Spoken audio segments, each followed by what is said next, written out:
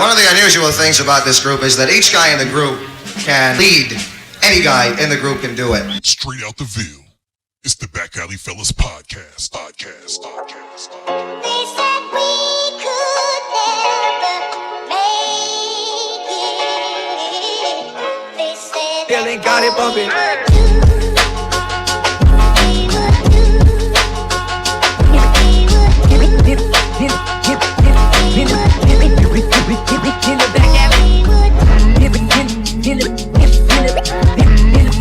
In the back alley.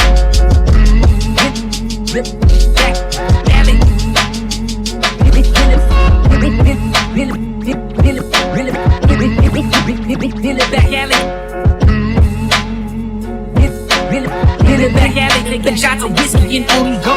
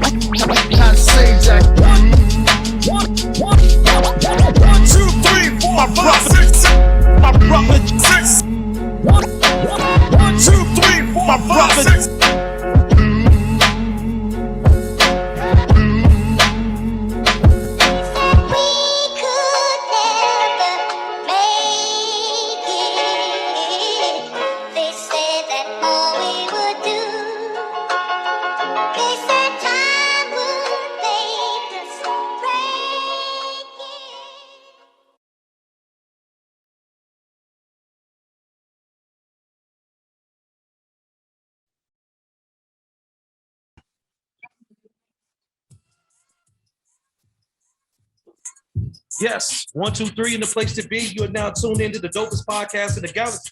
I'm your host, Mike D. Got Big Pat, Brother Six. We all up in the mix. And at this time, we'd like to welcome you to the world famous Back Alley Fella Podcast. Get up off yo and let's do something. How y'all doing, brothers? Oh, man, almost perfect there, brother. Good. Pat, what's going on in the world today, brother? Hey, man, I'm just chilling. I'm glad to be here. It's always a pleasure. First, give all honors to the Most High. Secondly, I want to say rest in peace to my big brother, my little brother, Big Reggie, and his family. Love his family. Yes, and shout out to him. And I'm just glad to be in you brother's presence once again. Indeed. Up? Brother Six, what's going on, brother? What's up, good people, man? Glad to be seeing you two brothers. Better viewed, better seen than viewed is what they say, Indeed. Yes, sir. Any day above ground there, brother. Giving all praises due. And shout out to the Louisville, Fat Blood, and his family, and everybody back there in the Ville. If you're checking this out, tell somebody to tell somebody to tell somebody. Check us out one time. 23rd coming at you. How you doing, Mike D? I'm doing swell. The day was one of them days, but it's always good when I'm with you. So my spirits is up. You know what I mean? Like we always say, we want to definitely shout out Louisville 23rd Street, sending love, honor, praise to our beloved brother Reggie. Rest in heaven. Peace to his family. Peace to everyone that's tuning in, first time, last time. Those that continue to rock with us, like we always say, and like Brother Six said, tell a friend to tell a friend, tell another friend to join in to this beautiful triune that we call the Back Alley Fella Podcast. And as we say, Louisville, stand up, 23rd Street, all time, one time. And with that, we just roll out.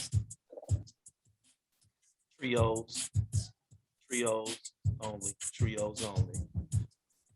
Trios and backward skaters only, please. Trio and back skate. Hey, check this out. So, we got a lot on the plate. Pretty heavy topic, but like we always do, we try to make sure that we get into our mix, get our thing together, do our ritual. And so, swinging around the horn, I'm gonna go with Brother Six this time because I want to know what you got in your cup, beloved. I got some of that homemade brewed tea. I ain't doing too much damage, man. Okay. Trying to relax and trying to relax and okay. And that's about it. Okay, that's what's up. That's what's up. Pat, what you got? I got that that gas, as you call it, that gas. We got some blueberry vodka with some cran mango, some orange juice, and a little bit of grenadine. Boy, that boy's a mix. Hey, it's good too, boy. Get your bartender. He be bartending, boy. He do it. So what you got in your cup there, Mike Hey, D? I'm like 6 today, man. I just got me some sweet tea with a little lemon. It ain't Granny's tea, but it's pretty daggone close, and that's all that's all I'm working with today, man. I'm gonna have to get back on it because I know Pat. Sometimes we be leaving Pat out there. I know. I'm tired of drinking. Y'all got me looking like I was straight alcoholic, man. It's only once a week, as far as I know. That's what I told my therapist too today. Yeah. That's what's up. That's what. Shout out to all the therapists. So check this out. You know what we do? Let us know what's in your cup. Send the recipe so we can try it out. We'll let you know if it's good or not. See and if what it's like. right. And if Pat certifies it, then it's all good. All right, Let's so do Pat, this. let's set it off. Let's do this. Bottles, glasses, cups that are plastic. Alleyways backwards, perfection takes practice. Friendship turned kinship, 2/3 of the street dynastic. Brotherhood from the neighborhood, this podcast will be a classic. A divine state of mind, our movement subline. On the rocks, brother, give me something strong. Get your mixer, slice of lime. Put your drinks up. Now let's link up. It's nothing but love in this atmosphere. Peace, salutations, brothers and sisters, the fellas, we in here. Cheers. Cheers. Got a good little low flavor to it too. We do. So we got a guest, and I'm gonna let Pat introduce, but I noticed something brewing in the Something alley. going on in the back alley, yeah. Well, what I heard is going on is we're going to discuss a real heavy topic tonight, domestic violence.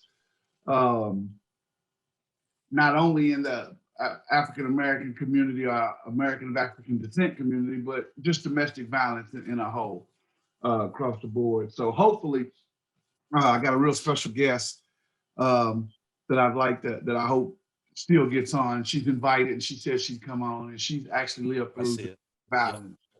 Yeah. I'm about to let her in, as a matter of fact. And this is maybe like a part 2 to an earlier topic. I think it might have been episode 25 when we kind of talked about protection of women, and we're going to kind of go deep. It's some rabbit holes. So we're going to get back on this. I have some people lined up, a therapist or two lined up that we can talk to possibly next week, and we want to delve into this because there's a lot of different ways that I'd like to hear and like to go. But with that, we're gonna what's up, bro? And before you let her in, Mike, I just want to say to everybody that's listening, sometimes we may revisit topics for those that are listening and repeat listeners, but a lot of the subjects that we have or we go over are deeper conversations than 1 or 2 hours. So we'll come back to them because they're important to us and they're important to you.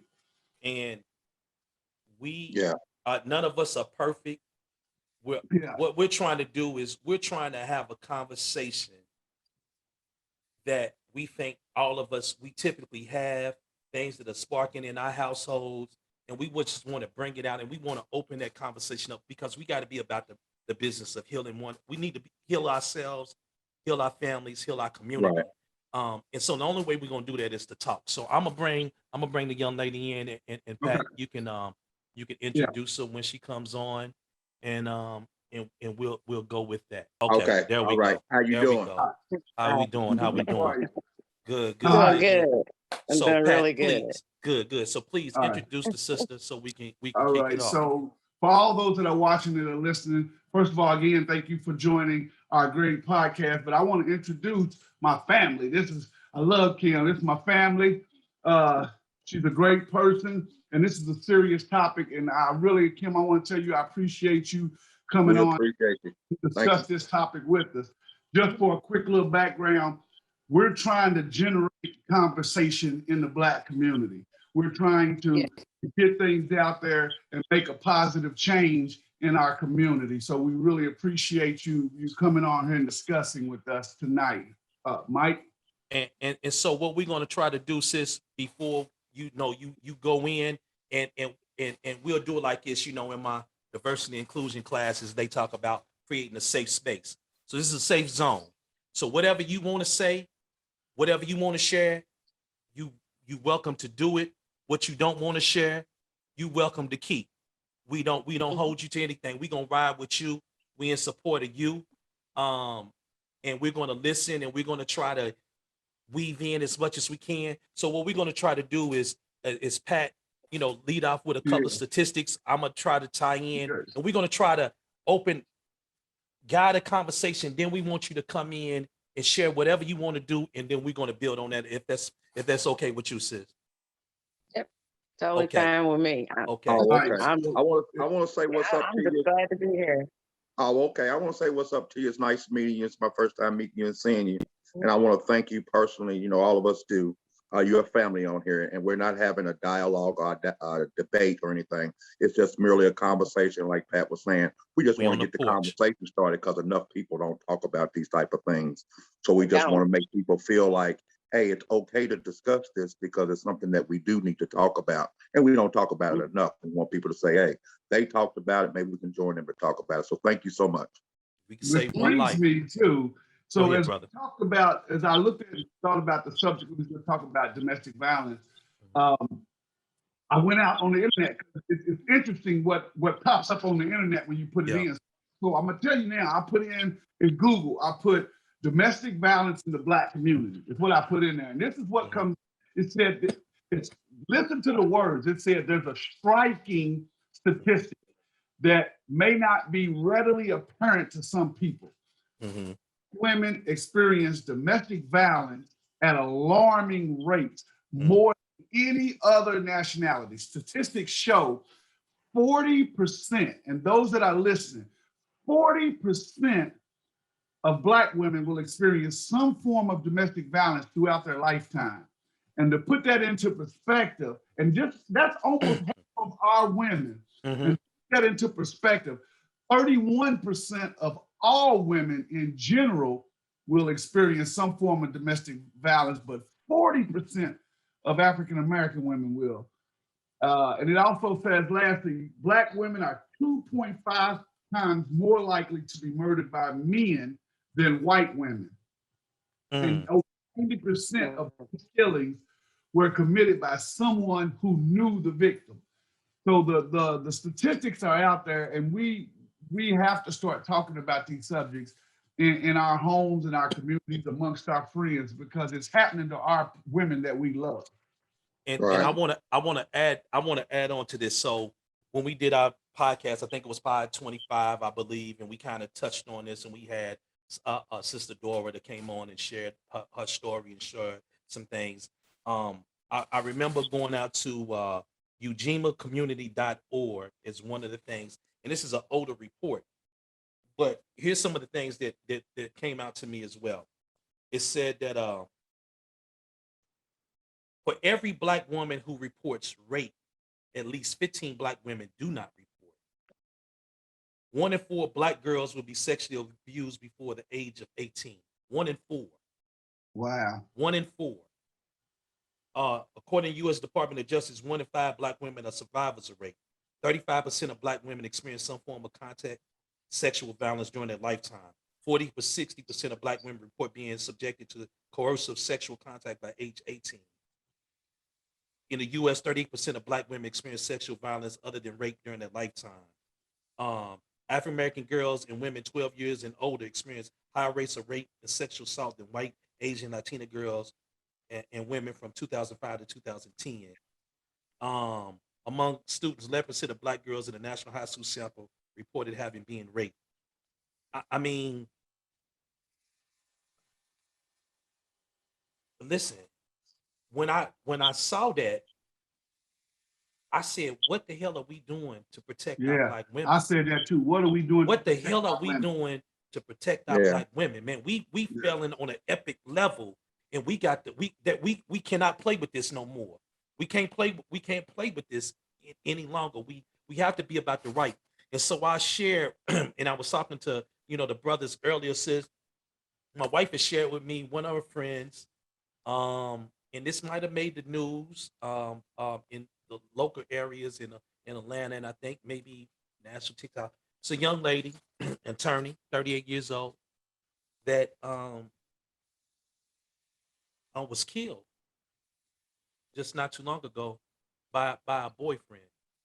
And I can't remember if my wife actually knows this person, but one of her dearest friends who lives in Atlanta it's like it was a goddaughter. So that whole family is suffering right now. And this young lady has so much going on. And I'm sitting here thinking, and so we having this conversation, and she was like, mental health, what makes a person? And I was like, I get that. And I know we throw around mental health sometimes, and sometimes it goes out of one ear and out the other. But I was like, it could be. And I'm not saying that it's not. But I'm also wanting to explore this. Is it the lack of emotional maturity that our young men are growing up with? That we're teaching our men, our young boys at an early age, not to be invested in their emotions, not to learn how to communicate. And so when they're hurt, when they are in fear, what they go to is intimidation. Yeah. To stop the hurt that they are feeling. And I'm not making no excuses. I'm just trying to get to some roots to figure out, is it mental health? Is it the way that we as a community, based on post-traumatic slave syndrome and all the things that we do, that we don't teach our young men to be? Because women we say women are emotional, but men are just equally emotional, probably even more so. But women are encouraged at an early age to engage in their emotional energy, to talk, to advocate for themselves, to speak out, to speak their mind. Brothers are told to hold that in. And it's only so much that you could do before you hold that in. And when you don't know how to communicate and you want to say, hey, you killing me right now, whatever you saying or whatever you hurt, you killing me That's right true. now, whatever, all of a sudden you go to an area that is, I don't know. And so but we cannot. These statistics said more.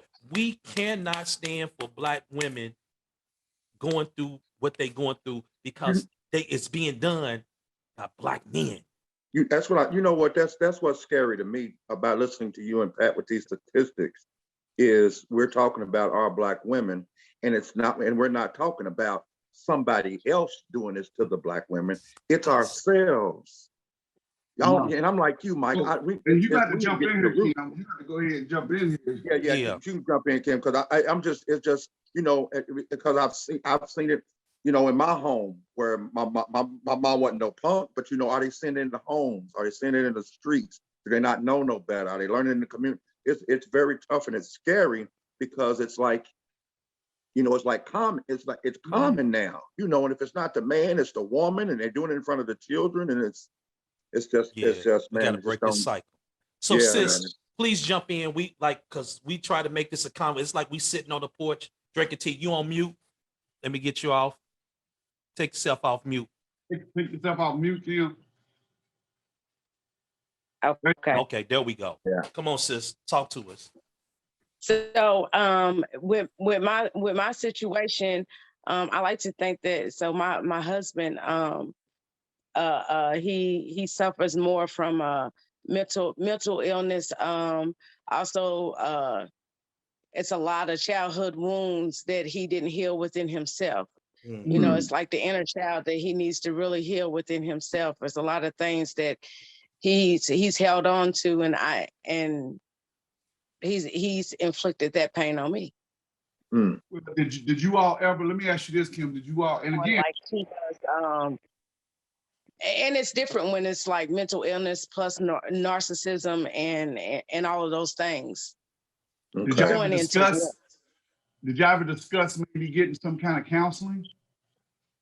I always would tell him. I would say, I think you need to get counseling. We should go to counseling together. No, he didn't want to do counseling. When you talk about mental illness in the Black community, period, nobody really wants to talk about it. And it's shameful. They don't. And we don't want to do counseling. It's really real, and it does exist.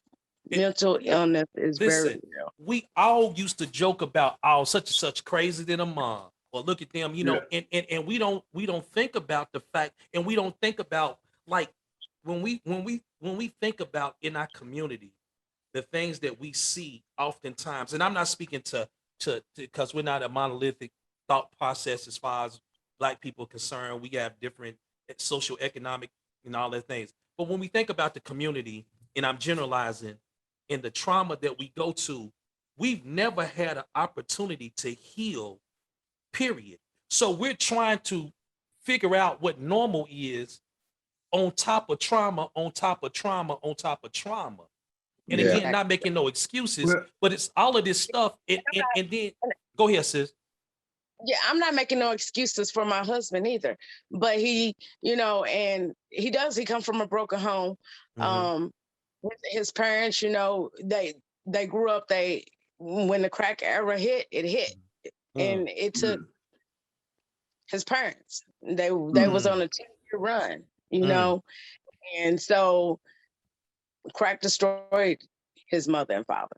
Even though his mother and father stayed together his whole entire life, he's had both of his parents his whole entire life. You know, even though they stayed together, it didn't matter because they still had to go through the drug. The drug And he issue. witnessed all of that. When you was there in the marriage, in the moment, were there warning signs or triggers as a woman that was dealing with domestic violence? Was there times that you, oh, I know this is coming, or was it just spontaneous? No, the red flags most definitely were there that I did ignore. But it became a vicious cycle. It was like I just kept going around in circles and circles, you know. It would be good, then it would be bad. And then it would be good, it would be bad. A lot of it had to do with manipulation. Yeah. And love. Sometimes love blinds us so much. You think and love, yes. I love them, so maybe they're gonna change, you know, next week. Yeah, yeah. I always thought that I could love him enough. Yeah. When did you realize, or have you, let me phrase that, realize that I gotta love you from a distance? I gotta get out of this.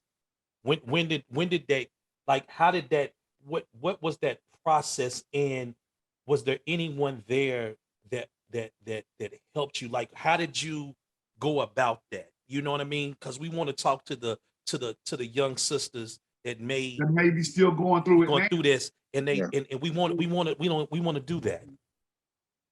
Yeah, well, for me, I stayed in for 10 years. The longer you stay in it, the harder it is to break from it. It's almost like it's almost like an addiction. I've been separated from my husband for 8 months.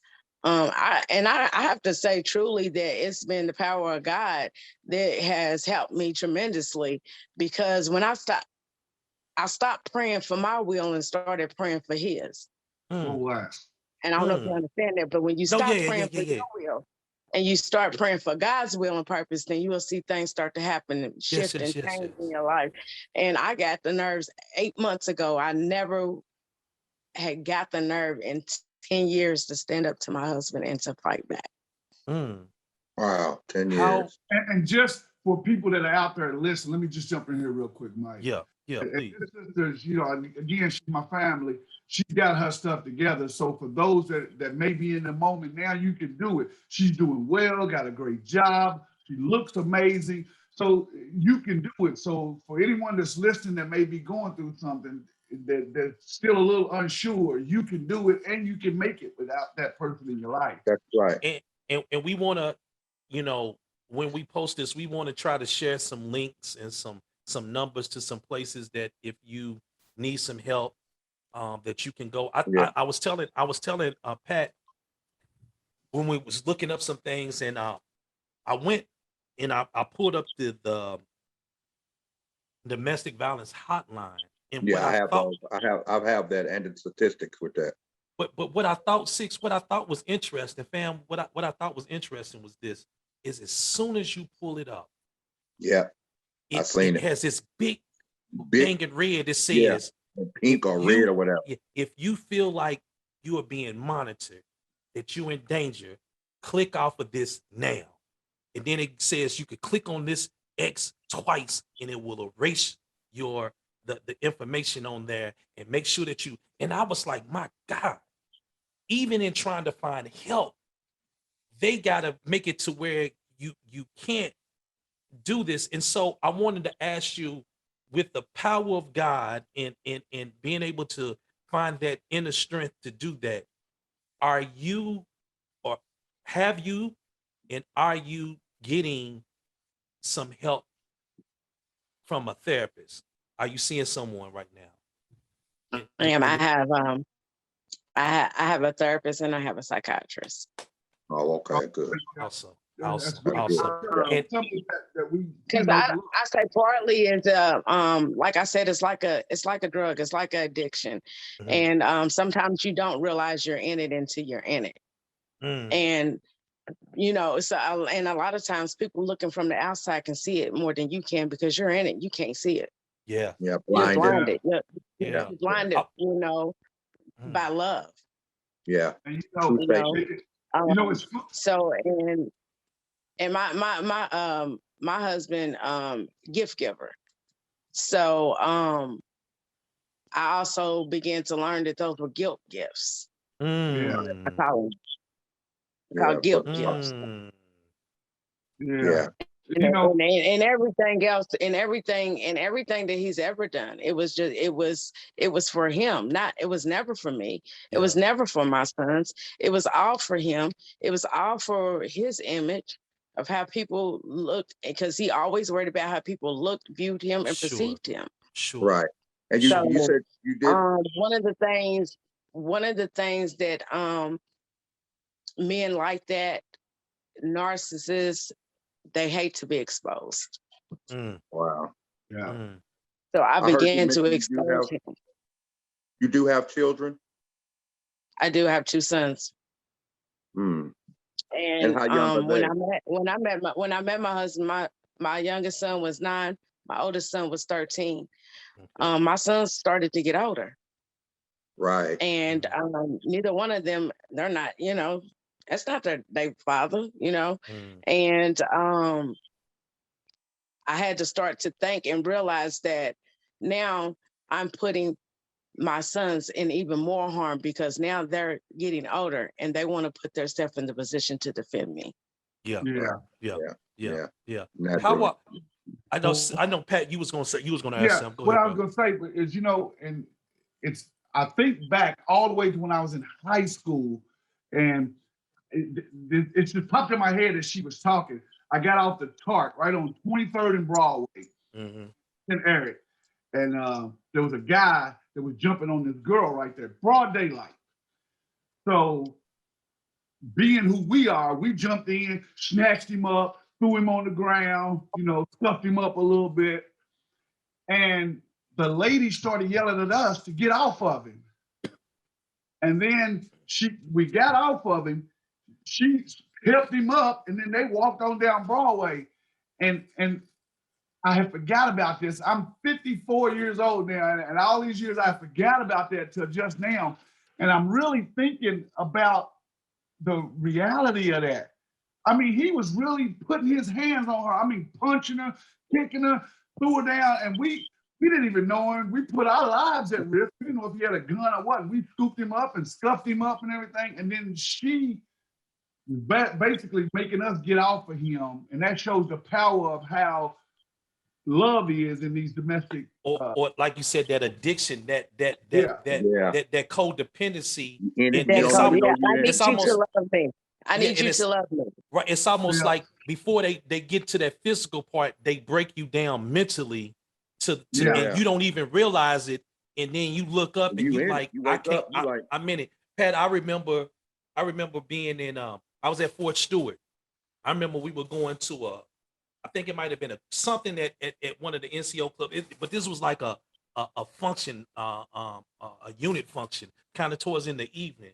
And I remember walking with one of my partners, and it was another soldier, and he was talking to this woman, and he was talking to her strong, like all up on her, like, and you could tell she was scared, and he was cussing and he was doing that. And so I'm walking, back then I was $150 wet, you know what I'm saying? But I was like, but I look, but I talk crazy.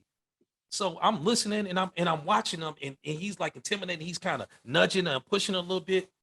I was like, hey man, you're gonna have to do that shit someplace else, bro. There's no way in the world that I'ma keep walking and I know that this is going on. Like I can't even, because I'm gonna spend the rest of my time thinking, what the hell going on? Now, after I said that, they both kind of went together, and there was nothing else. I was like, you okay? She's like, yeah, I'm okay. And they went their way.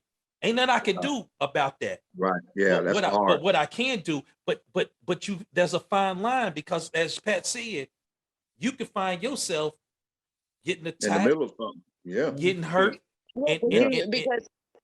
because you keep going back because you depend on them to fix it. Wow. Let me ask you They're this, Kim. gonna fix it. Do you think, and again, if this gets too personal, you can let me know. Do you think anybody in the family or your friends noticed it? And if they did they say something to you to try to help you get out of that situation, or did I had a lot of my very, very close friends knew. They seen it. I have a best friend of 20 years that just stopped coming around. Oh, she wow. couldn't talk you out. That said, she tried. She said so much. Even when I married my husband, she said to me, you married your abuser. And that's deep, and because I can remember getting upset with her at one point in time of her saying that to me. I said, how could you say that? She was like, Kim, it's abuse. I wish you see that you being abused. And that is true. You're in denial. You don't believe it. Like, and that's the first thing you have to admit it to yourself, and you got to know that this is not love. This is not normal. It is not normal for a man to disrespect you, to call you out of your name, to hit you physically, physical, verbal, mental abuse, all of it. It's very, very real. And to experience it all. Experience it all. I've been separated from my husband for 8 months, and I can tell you that I still did try to fight for my marriage. I still did try to fight for my husband, to the point to where it got too bad, to the point I had to take EPO out on my husband. He is now ordered 3 years, no contact with me. He has to he has to undergo a psychological evaluation. He's got to go to counseling, and he's got to go to therapy. But I thank God for that. I thank God for that he can maybe help him, and he can become a better person, a better man for somebody else. Right. I appreciate that last line.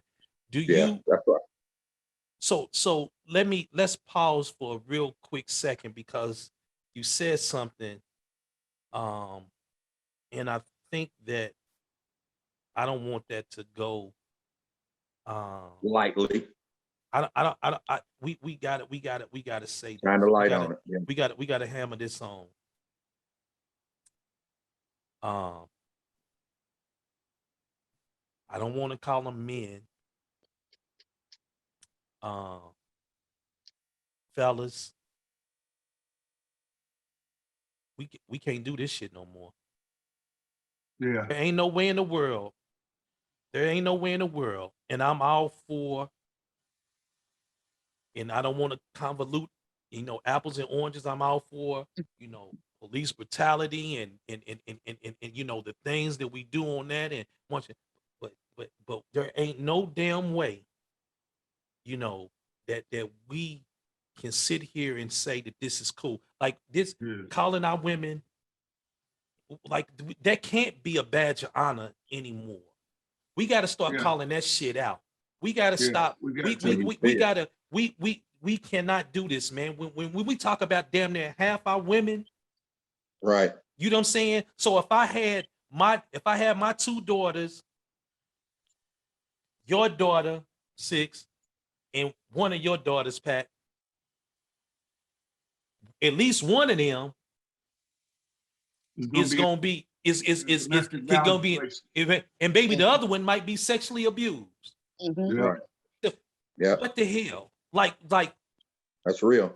this like listen, I'm calling on all men to just Gotta stand stand. Like up. we do all these Stand crazy ass crate challenges and all this. Let's do this challenge. How about this? Let's do the protect the black women challenge. Yeah. How about that? Let's do the I agree. protect black women challenge. Yeah, Let's stand on our 10. You know what I'm saying? And let's do that, because this shit is crazy, man. And I, sorry cussing or whatever, but it's real. mind blowing. Because when you see it on paper, you like, oh shit. And I understand the root causes of these things, but at the same time, and I say this all the time, I do not know my father. I've never met my father. I do not know what he looks like. I have 3 children. I made a choice to be in my children's life. I could have used the excuse, I ain't never had no father. I don't know what that is. I don't know how to do that. We make choices just because, like, I know crack ain't good. right. You got to try it. Right. I done seen some people.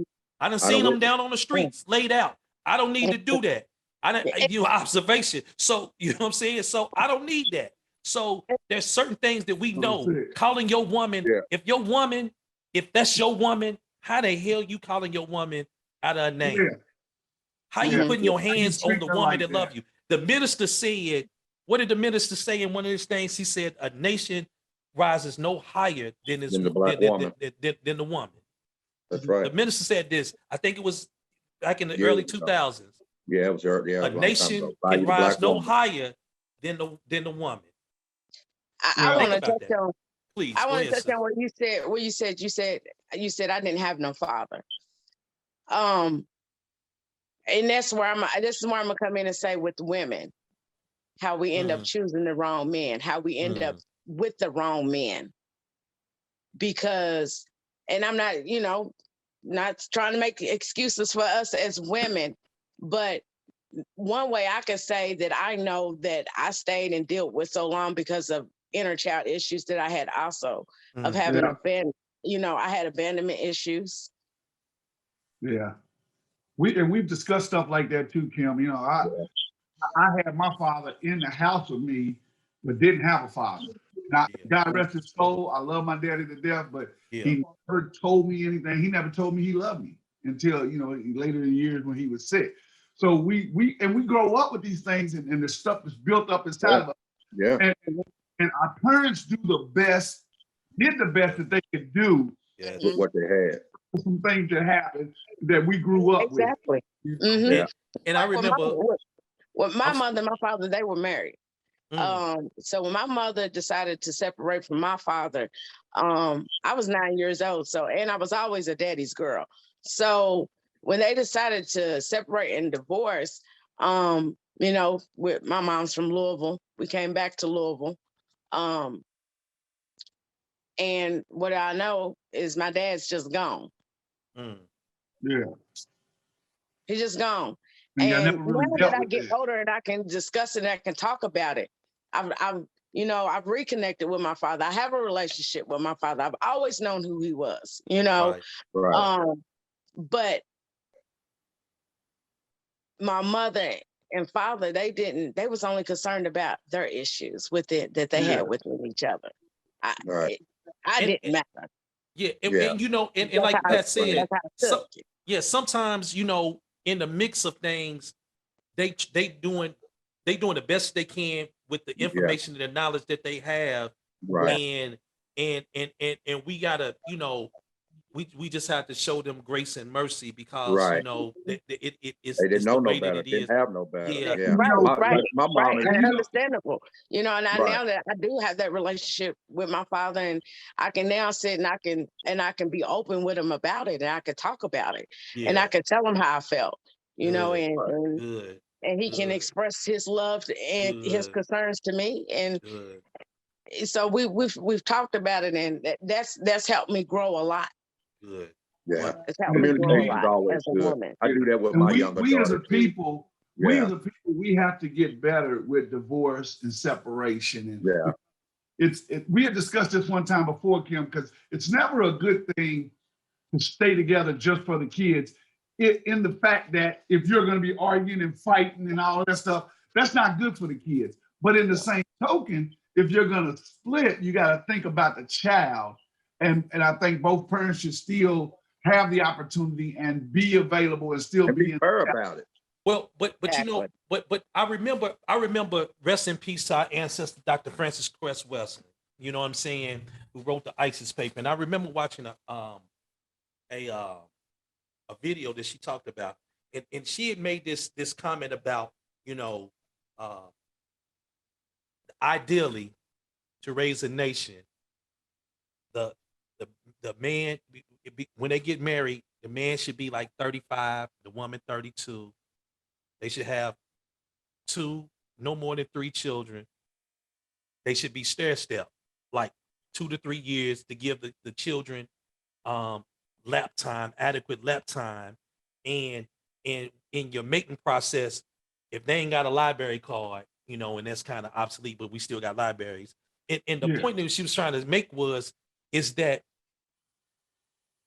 we are too lackadaisical, and part of it is based on, you know, our brokenness in our community, that we try to go out and find love externally instead of Yeah. internally. So now we grab into somebody to Mhm. love us out of our To replace misery that and void. and our happiness, and we don't have that joy. And so now we in a relationship. Oh, now we got kids. Now we don't know how to love ourselves. Mm-mm. We trying to love somebody else that they don't know how to love themselves. Then we Mhm. done brought some kids in that we don't know how to raise or love them properly. Then we try to get into this relationship. Then when it don't work out, we split. And then because we angry, we got all these trauma. And I think that what we have to be really deliberate as a community is how we date, how we court, how we raise our children, how we Right. talk to our young people, and how we respect and honor our women. You could Right. tell, hey, you know, you had to say you could tell a lot. You could say you can learn a lot from a dummy. Remember car Mhm. commercials? You could tell a lot about a community, about a nation, on the way that we Right. raise and the way that we talk, the way that we honor our women. Our women at one point were the pedestal, were the beacon of civilization. Yeah, you Now, know, And what's I was talking to um um my cousin earlier. I was talking to Jessica earlier, Patrick's wife. I was talking to Jessica, your lovely wife, earlier on the phone. And when she asked me about it. Because when you and her were here in Louisville, you know, I opened up a little about it. Yeah. Uh, I was very little. If you see me now, and I'm starting to fill back out. Yeah. But yeah, I'm starting to feel back out. But when she was asking me about it, I told her, I said, you know, since I've been away from my husband these 8 months, to tell you the truth, you know, he does still try to reach out to me. He still tries to call me from different numbers. He does still try to send me text messages. But in order to break, you cannot read that stuff. You cannot listen to them. You cannot talk to them.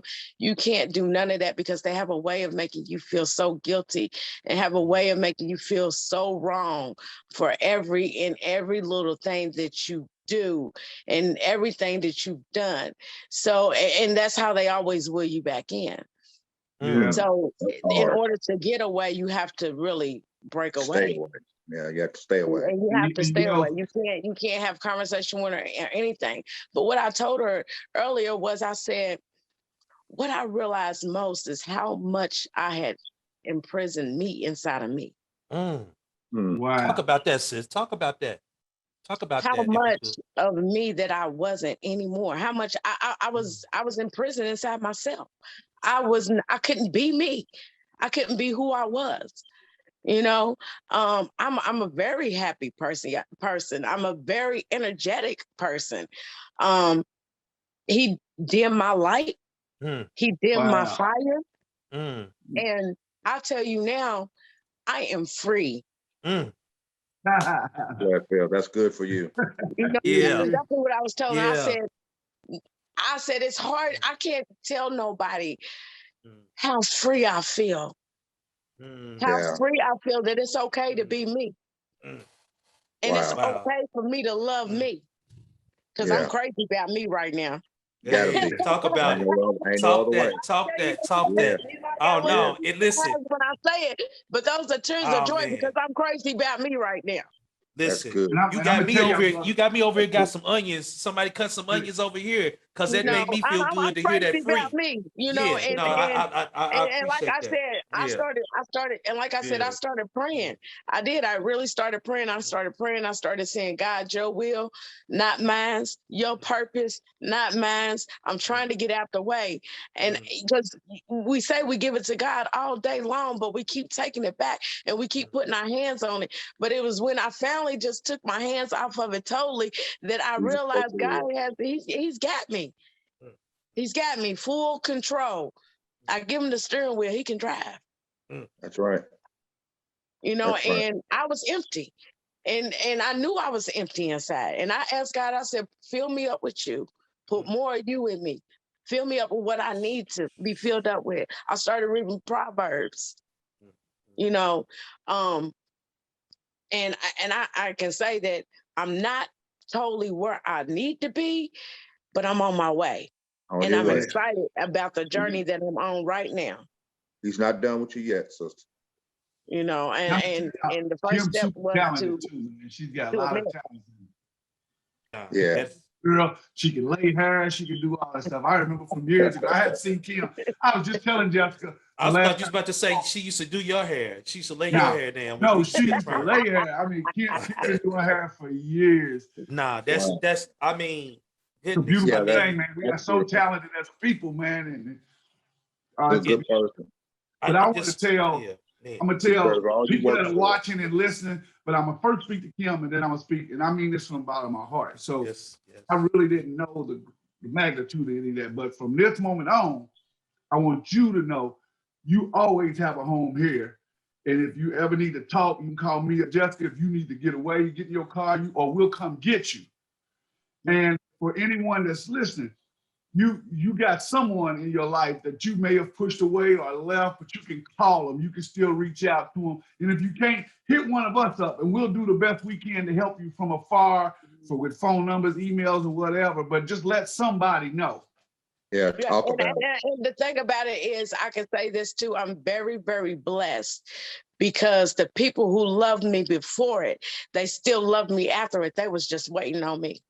Yes. Yeah. Yes. They was just waiting on me. That's good. And I'm so Yeah. glad. And I'm so glad that my friends could still, when I was ready, my friends was ready and they had their Open arms arms. open Yeah. for Yeah. me. That's good. Yeah. You I know, want to and say they something had real the quick. arms open for me. They Go ahead, they sis. really, really did. Go ahead, sis. I wanted to say something real quick about that. I pulled up that website too about that hotline, and what she's saying is so enlightening for those that are going through it and just don't know how and needed that word of encouragement. And I believe she has just done that for any and everybody that's listening to us. Listen to some of these statistics that they gave, and these are just general statistics. And it is 24 people per minute. 24 people per minute that are victims of rape, physical abuse, stalking by an intimate partner. It said that 3 out of 10, that's 29% of women, and then 1 out of 10 men. So men, listen, I wanted to bring this up. Women ain't the only ones here. And this is no knock to the sister, that's good news, but I wanted to share this light on the men that are going through the same thing, man. Talk that. There are young boys, there are older men, there are men out here that are going through domestic violence also. Mm-hmm. They're going through it, whether it be a female partner, a male partner, a family. We're all going through it in some fashion, form, or some way. So to everybody, there's over 12 million people that are violated and affected by this every year, every year. And that's just in the Black community. Yeah. It's sad, but we can't no longer sit still and be quiet. We're gonna have to stand up.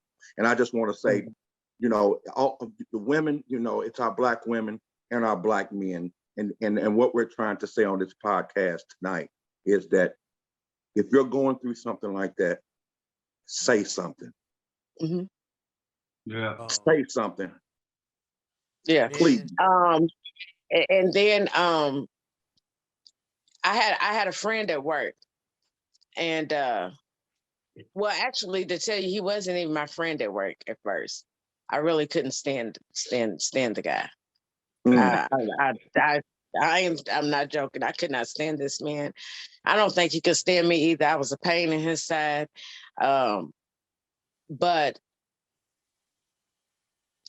I had to go to him. At this time, he was my boss. He was my supervisor at this time. And when I first decided that I was I threw my husband out the house. When I first got the courage and the strength to throw him out,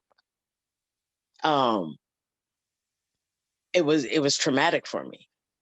It's very, very traumatic. Even though I knew it's something that I had to do and I needed to do if I ever was going to get him to respect me or change or fight for me. He needed to know that he was about to lose me. He's getting ready to lose his wife. But he didn't care at that point. It wasn't until he knew somebody else was interested in me, he wanted to fight for me. That's that narcissism. Yeah. Yeah. That's that narcissism that you talk about. Mm-hmm. There were so many jewels that you said, so many things that I pray that those that will listen and share this with our young girls, our young boys, anybody that's going through it, just to highlight one thing. Your abuser is going to try to convince you with all that they have that they are all that you have, that you are alone.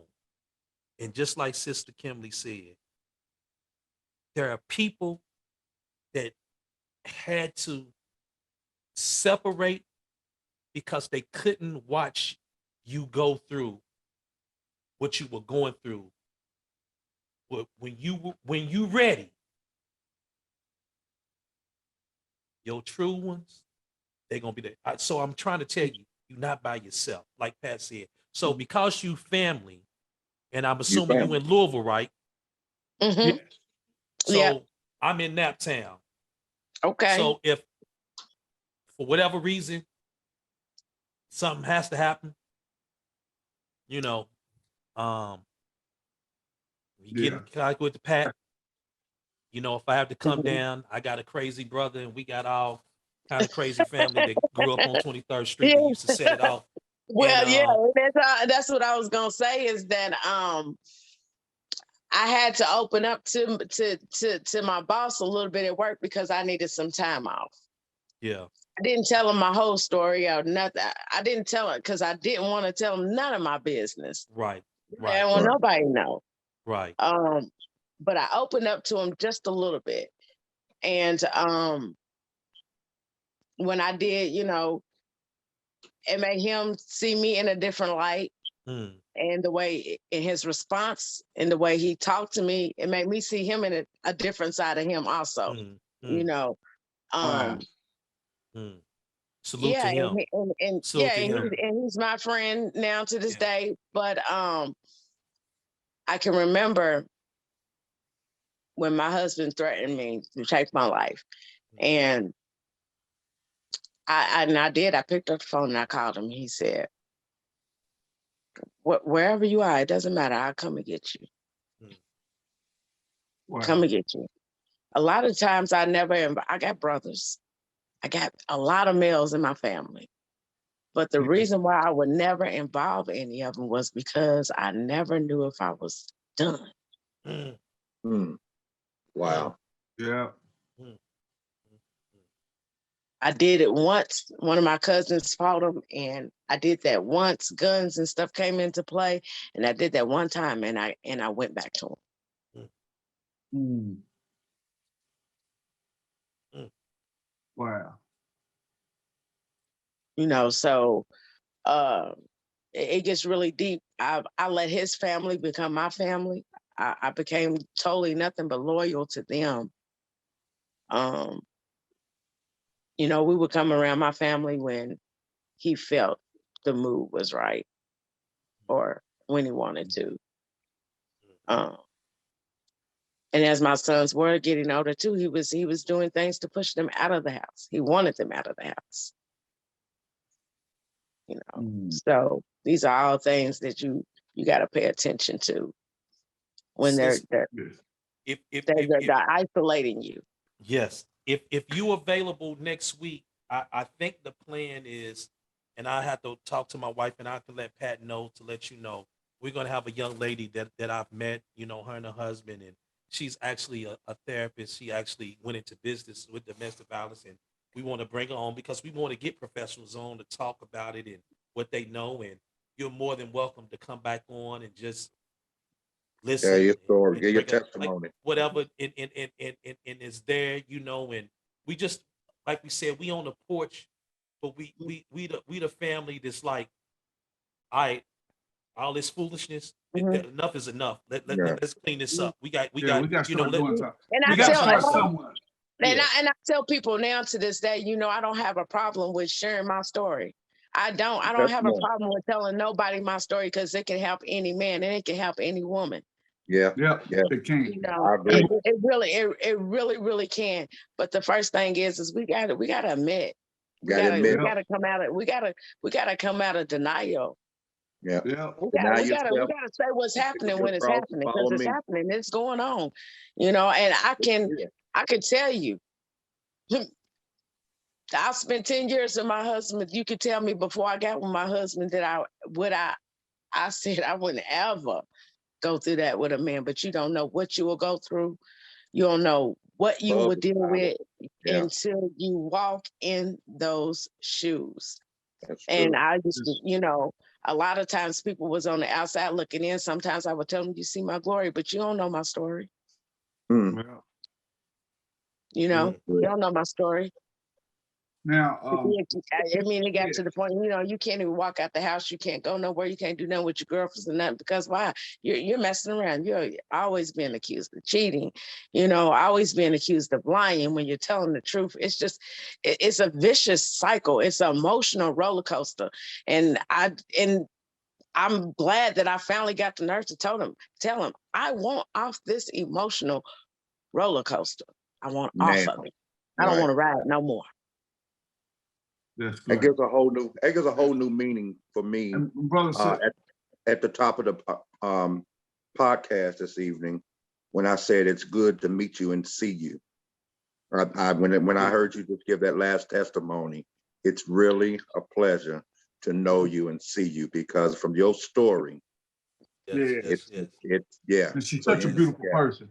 So before we forget, I'm sure the lights are getting ready to come on. Yes, sir. And I don't know how y'all did it in Newburgh, King. We did it a little bit in the West End.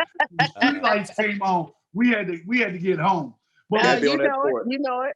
Yeah, but before we forget, you can go to, of course, you can always call 911 for anybody that's listening, or you can go to www.thehotline.org, and that's the National Domestic Violence Hotline.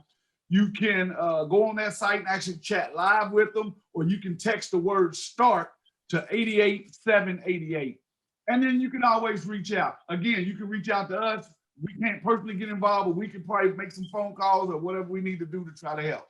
Also, the number 1-800-799-SAFE, 1-800-799-7233. That's for that hotline. And there's probably a couple other things that we'll probably share in the comments later on about some mental health things and some other numbers. But We want to make sure we So- get And that someone out. else you can call. I want to say this too. Someone else you can call. Call somebody you know and open up. Yeah. If you ain't comfortable with none of them numbers, open up and tell somebody. Nobody knows until you Yeah. tell them. And it's not going to get done until you do it. D. Come on. So That's it. how are we gonna close this out, Mike? Yeah. So I Them would were my words right there. Them Right, don't- right. That's okay. okay. But right. You don't have to suffer in silence at all. Yeah. Yeah. So That's Six, beautiful. was those your words? Those were my words, big brother. Yes, Okay. sir. I want to give our beautiful sister Kimberly the opportunity for any final thoughts, any words that you want to share with the audience. The floor is yours. Main thing I want to say is don't suffer in silence. Don't stay. Leave. I know it seems hard, but I'm telling you, you can survive. I'm telling you, you can make it. I'm telling you, there is somebody else out there who can love you the right way. You know, if that's what it takes, if that's what it's about, if it's about the love, you can love yourself the right way. Right. But reach out and get you some help and don't suffer. That's the main thing. Do not suffer in silence and to get out. Get out sooner than later. Yes. Brother Pat. Hey, brother Mike, I'm gonna close with we've already given out the contacts and everything, but I want to close with anyone that's listening or knows someone. If you're listening and you know someone, we have to do better in the Black community. And this podcast, even if it just helps one person or just one person hears it, that's what we're trying to do. We're not perfect. We don't know everything. One of the reasons we bring guests on, and again, I want to thank you, Kim, for coming on. But in closing, I just want to tell everyone, that there's help out there. Like you said, you don't have to do this alone. So just reach out, and we have to do better in the Black community. Yeah, so I'm gonna close it like this. First, thanking everyone that's tuning in. We appreciate you. Continue to rock with us. Leave your comments. Just thinking about earlier today. Thinking about a couple of things at work that was just bothering me. It's in my little feelings or whatever. And then I was blessed to meet Sister Kim. And when Six said, it is a pleasure and it is an honor to see your face right now, That's right. that's an understatement. That's an understatement, sister. I honor you in every way possible for your courage, not only to go through what you went through, but the courage to speak out, to stand up for yourself, to reclaim yourself, to reclaim your joy, reclaim your love, reclaim your connection with the divine force, and your willingness to come and just share with us, because not too many people can do that. And I can tell you with no doubt that your words, what you've spoken, is going to save somebody's life. Yeah. I know that for a fact. Yeah, I thank God every day that I'm still here. I'm still standing because I've seen my life flash before my eyes so many times. Yes. And I'm gonna tell you, yes, I've had this gun to my head, all these things, so I'm telling you, I know God let me make it through and out for a reason. Because I gotta leave. I gotta get some other people out. Yeah, you got a purpose. You got a testimony, sister. And as Pat, as we always would say, we record on Tuesdays. You always welcome. As they say, the doors of the church is always open to you. That's right. 8 o'clock, we record. 8, Because like I 10. said, I tell you what, it's been 8 months, and I tell you what, I thank God every day. I still do struggle at times, but every time when I do, when I think about the love that I have for that man, or if I even think to turn around to even walk back to go to try to save them again, God always let me know and say, hey, you better keep going this way. You better stay focused. I'm telling you, I got you somewhere. You better move forward. Yes. You ain't going back there. Don't turn around. His And- chances are done.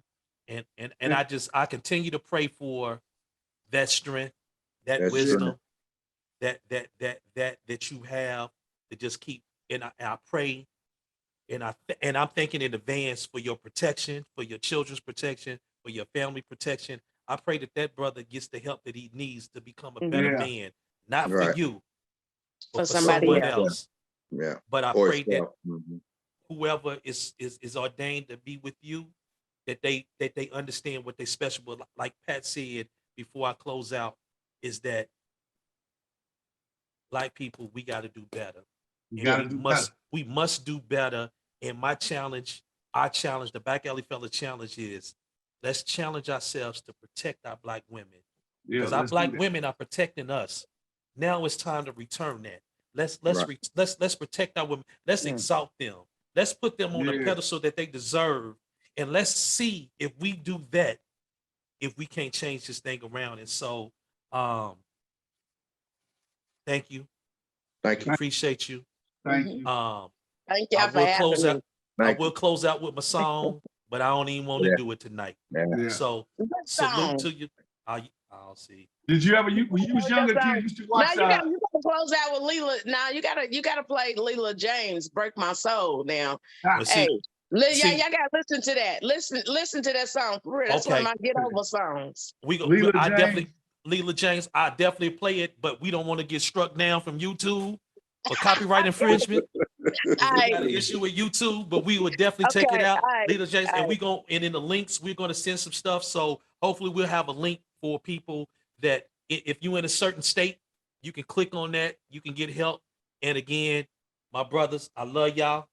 Love you back, Salute to brother. you, Oh, Y'all sis. too. thank All you. right. Sis, appreciate Thank you. you. All right, Thank peace. All right.